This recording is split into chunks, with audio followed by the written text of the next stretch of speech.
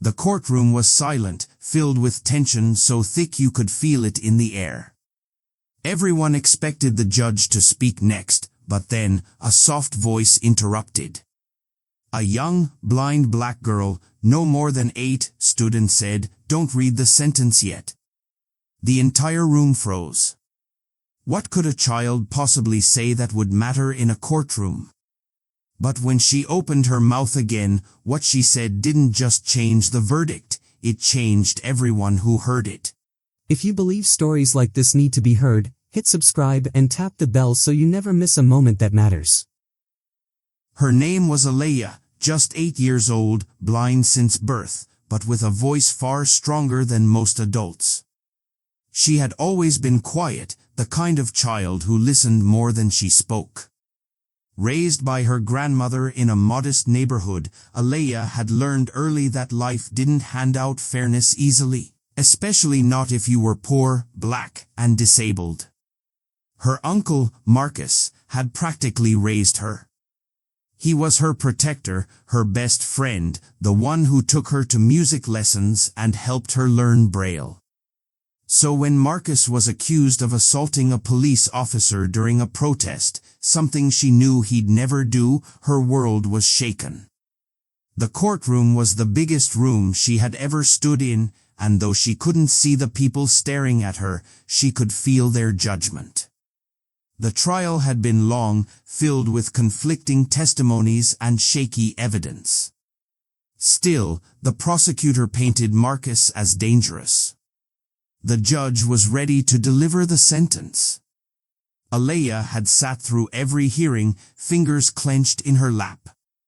She hadn't planned to speak, children weren't usually asked to. But when the judge lifted his head, preparing to send her uncle away, something rose up in her that she couldn't quiet. "Don't read the sentence yet," she said. Now all eyes were on her. Gasps echoed through the courtroom. An 8-year-old child had just interrupted a federal judge. The judge, startled, leaned forward. "Young lady, do you understand what you're doing?" he asked, not unkindly, but firmly. Alea nodded. "Yes, sir. I need to say something. It's important." The courtroom held its breath. The prosecutor shifted uncomfortably.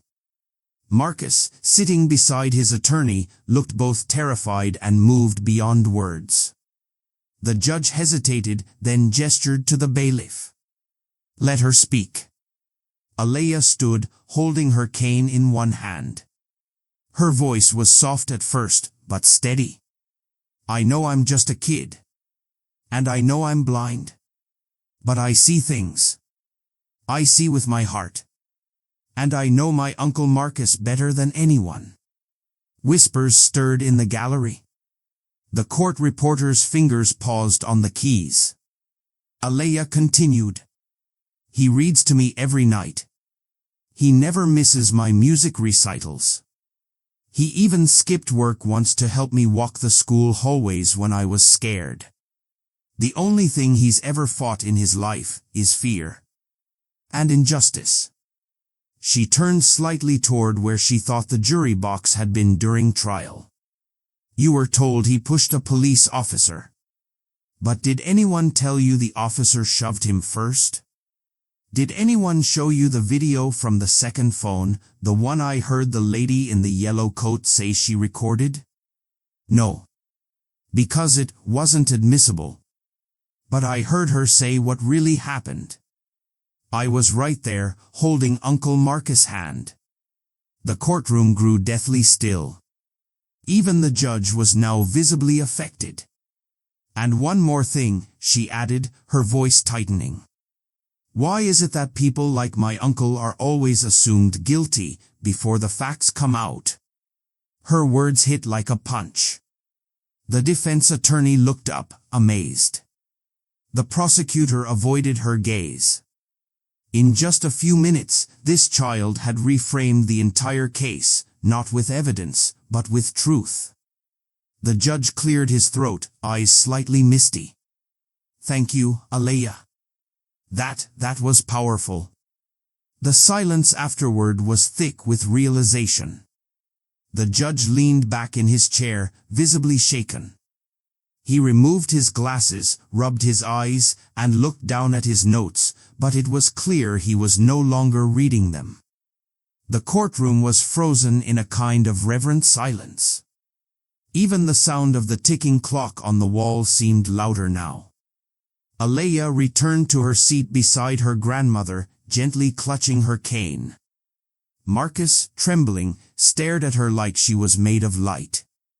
Then the judge looked up. "In all my years on this bench," he began slowly, "I have never been addressed like that by a child. And yet, I've also never heard something so illuminating." He turned to the prosecution. "You say this man attacked an officer. Yet your case rested on a single video angle, one that conveniently began after the confrontation had already escalated. Then, to the defense.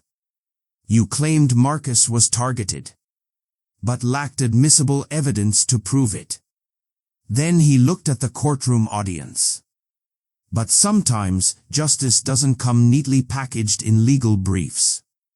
Sometimes, truth walks in through the front door, carried by an 8-year-old girl with no eyes, but perfect vision." The audience gasped. "I've reviewed every motion, every testimony, every frame of footage," the judge continued, voice steady. "But what I hadn't seen, until now, was the human cost. The assumptions. The burden placed on men like Mr. Marcus, and the children who love them." He leaned forward. "I hereby vacate the guilty verdict," he said, gavel raised. "All charges are dropped." Bang! The gavel fell. Applause erupted. The prosecutor sat stunned. Marcus collapsed into tears. Alea squeezed his hand, smiling softly, as if she already knew this moment would come. She didn't need eyes to see the truth. She had already seen everything the world tried to ignore. Resolution and impact. ChatGPT said. Resolution and impact, 9 to 12 minutes, 220 to 420 words. As the courtroom slowly emptied, the echoes of the gavel still hung in the air like thunder.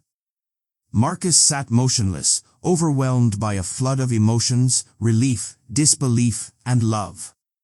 The chains around his wrists had already been removed, but in that moment, it felt like the chains around his entire life had finally broken too. Alea reached for his hand again, her tiny fingers wrapping around his calloused ones. "Can we go home now, Daddy?" she whispered. He nodded, eyes wet. "Yeah, baby. We're going home." Outside the courthouse, reporters flooded the steps, flashing cameras and screaming questions. But the real moment wasn't for them, it was for every family watching from their living rooms, for every child who felt voiceless, and every man who'd ever been judged by the color of his skin before his character. Alea's simple sentence had done what legal teams, protests, and petitions sometimes couldn't. She pierced through the noise with truth, innocence, and a courage that defied her age. In the weeks that followed, the video of her speech went viral. News anchors called her the girl with justice in her heart. Civil rights leaders praised her bravery. Schools invited her to speak. She even sat beside senators during reform hearings, not because of her fame, but because her words had sparked a conversation the country could no longer ignore. But to her, none of that mattered. What mattered was that her daddy came home. Marcus got his job back. His record was expunged. But more importantly, he was free. Free to live. To raise his daughter. To believe that, maybe, just maybe, the system could listen if someone brave enough spoke. And Alea? She never asked for justice again. Because now, she knew what justice looked like. It looked like her voice. It looked like her dad walking free.